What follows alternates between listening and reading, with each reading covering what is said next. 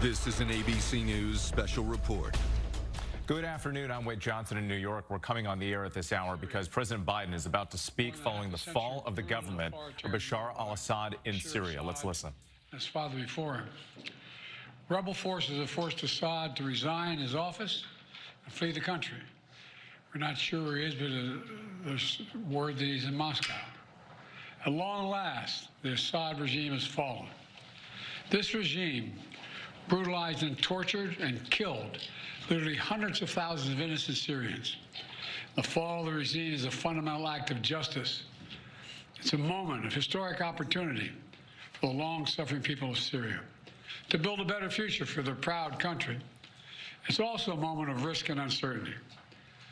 As we all turn to the question of what comes next, the United States will work with our partners and the stakeholders in Syria to help them seize an opportunity to manage the risks. You know, for years, the main backers of Assad have been Iran, Hezbollah, and Russia. But over the last week, their support collapsed, all three of them, because all three of them are far weaker today than they were when I took office. And let's remember why. After Hamas attacked Israel on October the 7th, 2023, when much of the world responded with horror, Iran and its proxies chose to launch a multi-front war against Israel. That was a historic mistake on Iran's part. Today, Iran's main territorial proxy, Hezbollah, is also on its back. Only 12 days ago, I spoke from the Rose Garden about the ceasefire deal in Lebanon, a deal that was only possible because Hezbollah has been badly degraded. Meanwhile, Hamas has been badly degraded as well. Iran's own military capabilities have been weakened. Iran tried 2 times to attack Israel and the United States and build a coalition of countries to directly defend Israel and help defeat those attacks. All this made possible for Iran and Hezbollah to continue to prop up, impossible, I should say, for them to prop up the Assad regime. Additionally, Russia's support for Assad also failed. And that's because Ukraine, backed by our American allies, has put up a wall of resistance against the invading Russian forces, inflicting massive damage on the Russian forces. And that has left Russia unable to protect its main ally in the Middle East. Excuse my cold. The upshot for all this is, for the first time ever, neither Russia nor Iran nor Hezbollah could defend this abhorrent regime in Syria. And this is a direct result of the blows that Ukraine, Israel, have delivered upon their own self-defense with unflagging support of the United States. You know, over the past 4 years, my administration pursued a clear and principled policy towards Syria. First, we made clear from the start sanctions on Assad would remain in place unless he engaged seriously in a political process to end the civil war, as outlined by the UN Security Council resolution passed in 2015. But Assad refused, so we carried out a comprehensive sanction program against him and all those responsible for atrocities against the Syrian people. Second, we maintained our military presence in Syria, our counter-ISIS, to counter the support of local partners as well on the ground, their partners, never ceding an inch of territory, taking out leaders of ISIS, ensuring that ISIS can never establish a safe haven there again. Third, we've supported Israel's freedom of action against Iranian networks in Syria and against actors aligned with Iran who transported lethal aid to Lebanon. And when necessary, ordered the use of military force against Iranian networks to protect U.S. forces. Our approach has shifted the balance of power in the Middle East.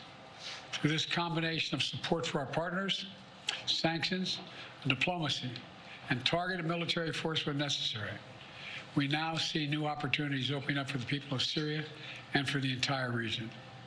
Looking ahead, the United States will do the following. First, we'll support Syria's neighbors, including Jordan, Lebanon, Iraq, and Israel, should any threat arise from Syria during this period of transition. I will speak with leaders of the region in the coming days. I had long discussions with all of our people earlier this morning. And I'll send senior officials from my administration to the region as well. Second, We will help ensure stability in eastern Syria, protecting any personnel, our personnel, against any threats, and will remain our mission against ISIS will be maintained, including the security of detention facilities where ISIS fighters are being held as prisoners. We're clear-eyed about the fact that ISIS will try to take advantage of any vacuum to reestablish its capabilities and to create a safe haven. We will not let that happen. In fact, just today, U.S. forces conducted dozens of precision strikes, airstrikes, within Syria, targeting ISIS camps and ISIS operatives.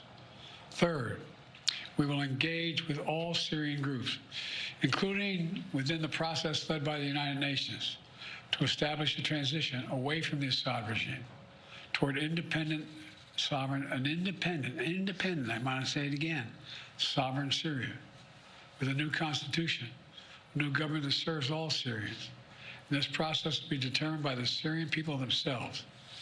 And the United States will do whatever we can to support them, including through humanitarian relief, to help restore Syria after more than a decade of war and generations of brutality by the Assad family. And finally, we will remain vigilant. Make no mistake, some of the rebel groups that took down Assad have their own grim record of terrorism and human rights abuses. We've taken note of statements by the leaders of these rebel groups in recent days, and they're saying the right things now. But as they take on greater responsibility, we will assess not just their words, but their actions. And we are mindful that there are Americans in Syria, including those who reside there, as well as Austin Tice, who was taken captive more than 12 years ago. We remain committed to returning him to his family. As I've said, this is a moment of considerable risk and uncertainty, but I also believe this is the best opportunity in generations for Syrians to forge their own future, free of opposition. It's also an opportunity through far from certain, for a more secure and prosperous Middle East, where our friends are safe, where enemies are contained. And it would be a waste of this historic opportunity if one tyrant were toppled and only to see a new one rise up in its place.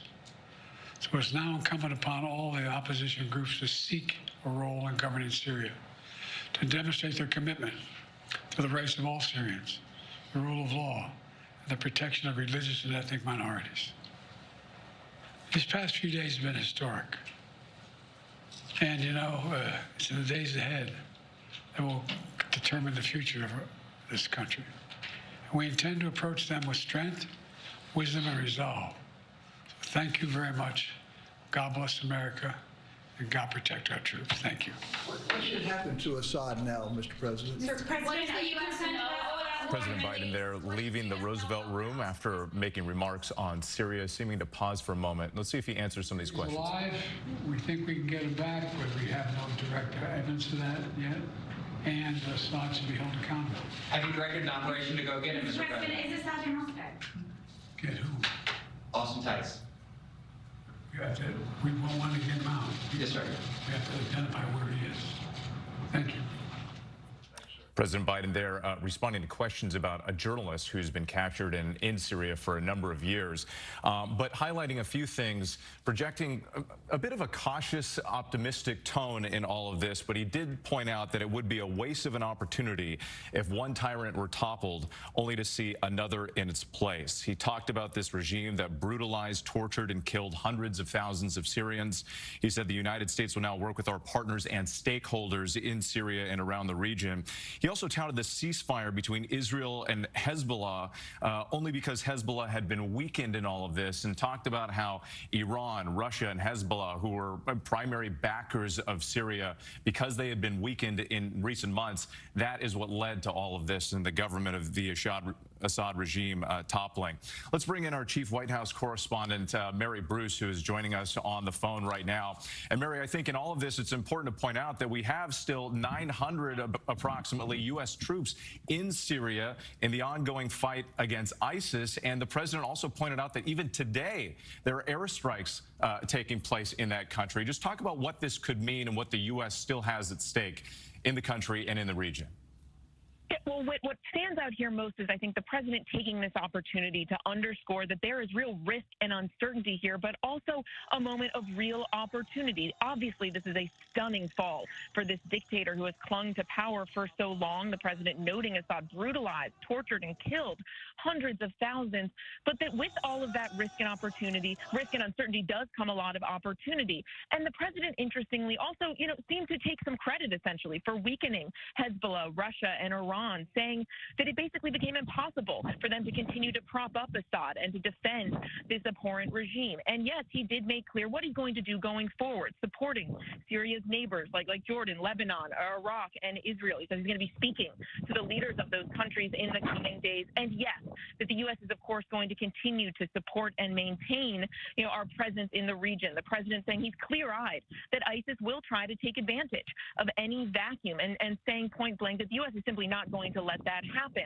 And yes, he says they're going to engage with Syrian groups to make sure that what happens next is up to the Syrian people. But the president making it very clear his administration is keeping a close eye on this and will be very involved in the coming days and weeks. All right, Mary Bruce, thank you. Let's bring in ABC News military analyst, retired Marine Colonel Steve Ganyard, also joining us on the phone. Steve, and all of this, I'm reminded of the old adage, the enemy of my enemy is my friend.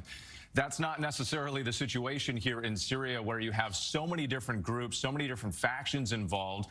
And this primary rebel group, HTS, was once affiliated with al-Qaeda. So how does the U.S. approach the situation now and going forward?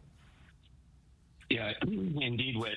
The U.S., for all intents and purposes, has been left out of this in many ways, and I'm not sure that there is much to be gained here. This is really a regional fight, and it turned into a regional fight when two global powers, that is Russia and Iran, were kicked out of Syria. And they were kicked out of Syria because Russia is losing so badly, or has lost so much capability in Ukraine, and they're unable to continue to prop up Assad. And the Iranians have been essentially destroyed. Their proxies of Hezbollah and Hamas have been essentially destroyed or beaten down to the point where they are no longer able to support Assad as well. And so who are these rebels supported by? By Mr. Erdogan in Turkey. So in many ways, the real winner here is Turkey, because they have supported these groups. And the real losers are Russia and Iran. The U.S. and the Europeans are pretty much going to be on the sidelines waiting to see what happens. But there's really no reason, I don't think, to expect that these are Jeffersonians coming in and there'll be anything more than bloodshed and lots of chaos in what's left of Syria. And you mentioned neighboring Turkey there. We know so many refugees, millions of refugees fled all over the region, many of them in Turkey right now. Let's bring in ABC News Chief Foreign Correspondent Ian Pannell. And Ian, I was following some of your internal notes that you've been sending from earlier today. I know you've spent many years inside Syria covering the civil war, the brutality. And a two-part question here. How did this government fall so quickly? And what is the mood right now among the people, the contacts you've been speaking with in Syria? Yeah, Wes, I think this is going to be a bittersweet day for many Syrians. Let's just step back and look at quite what has happened during this period of civil war, which has gone on for over 10 years. We have more than half of the country has been displaced. You have 6.5 million Syrian refugees living mainly in Europe, but also in the United States as well. And you have hundreds of thousands of people who have been killed. But there isn't an accurate figure. The last time anyone tried to put a number on it was around 350,000. That was put on by the UN, but that was 3 years ago, and even they admitted that that was probably a conservative estimate. So it's been a catastrophic war for Syrians, and I think many of them will look with some sense of irony on President Biden's remarks. It was certainly reaching towards trying to claim credit for what's taken place in Syria, but I think what most Syrians will remember is the lack of support for their uprising. This did begin as a civilian-led movement for democracy and for dignity above all. It became radicalized throughout the period of the war, and the groups that were directly involved also became more radicalized. I mean, HTS, this coalition of Sunni Islamist rebel groups that has basically taken control together with the Turkish-backed Syrian National Army, prescribed as a terrorist organization. Its leader, Jalani, used to fight with al-Qaeda against the United States in Iraq. He founded the group Jabhat al-Nusra, which was also an al-Qaeda affiliate. And yes, he is the man who's now standing in charge in the country. So I think Steve is absolutely right to be cautious about what this is going to mean. It's not a Jeffersonian moment, but it was a civilian movement in the first place. If it can become that again, then not only will that be great for Syria and the region, but it will certainly appease those countries who are going to be deeply anxious about what's going on. Not just America and its allies, especially Israel, but also other Arab governments around the region who also have adopted many similar tactics to Assad, political repression, torture, detention. Many of them will be looking to their own populations now, wondering whether they seek inspiration from this moment. But make no mistake, this is truly an historic time in the Middle East. I don't think we've seen such an important moment in many years. It certainly is, and we do expect a ripple effect of impacts throughout the region and around the world. With everybody watching right now, we're looking at some of these images of former President Bashar al-Assad of Syria right now on TV. We're getting reporting from Russian state media that he's now being held in Moscow. President Biden alluded to that as he was speaking. There he is shaking hands with Vladimir Putin. We have not independently confirmed that yet at this time on exactly his whereabouts. But let's go ahead and bring in our White House correspondent, Mary Alice Parks, who's also joining us right now. And Mary Alice, we saw the president taking some questions about Austin Tice there. That's the journalist who was kidnapped in Syria, I believe more than a decade ago now. Questions about what this means for his potential return to the U.S. and freedom. What more are you learning about that, and what did you make of what the president said today? Yeah, he seemed to confirm with reports from Austin Tice's family that they have intelligence that he is still alive. You heard President Biden say there that he is thinking of Tice, that they want to get him out and get him home. It would be truly extraordinary to think that Austin Tice could have been held captive in that country for over a decade. We know that in just the last few days, Tice's family was here at the White House meeting with White House officials, that they believe that Tice is alive, that this is an extraordinary opportunity to get him home in such a chaotic moment with control of the government sort of up in the air and such a change of hands of control in the state of Syria. Look, it was interesting to me, too, that he took a question about what should happen to the former dictator of Syria, Bashar al-Assad. He said he thought he should be held accountable. Big questions remain about whether he will call on Russia, if he is in fact in Russia, whether he will call on Russia to turn over al-Assad, whether he thinks al-Assad should face a war tribunal, should be held accountable, if he will have those conversations at all with Russia. But at the very top of his remarks, he did not confirm U.S. intelligence that he is in fact in Russia. He said that they are not sure, but that he was aware that the Kremlin was saying so. All right, Mary Alice Parks, thank you so much. And again, we've been talking about President Biden speaking from the White House, but we also know that President-elect Trump has been watching all of these developments very closely, and he posted earlier about Syria being a mess. He pointed out, he said, Syria is not our friend. The United States should have nothing to do with it. This is not our fight. Let it play out. Do not get involved. That was a quote from President Trump on social media, but he also suggested that perhaps this could be an opening for a ceasefire conversation between Russia and Ukraine. So the implications there being that clearly whatever's happened in Syria is not just an issue for that country, but one for the entire region. And it's something we're going to continue to follow here on ABC News. We'll have much more on abcnews.com and our streaming channel, ABC News Live, and then we'll have a full wrap-up this evening on World News Tonight. For now, I'm Whit Johnson in New York. We'll send you back to regular programming. This has been a special report from ABC.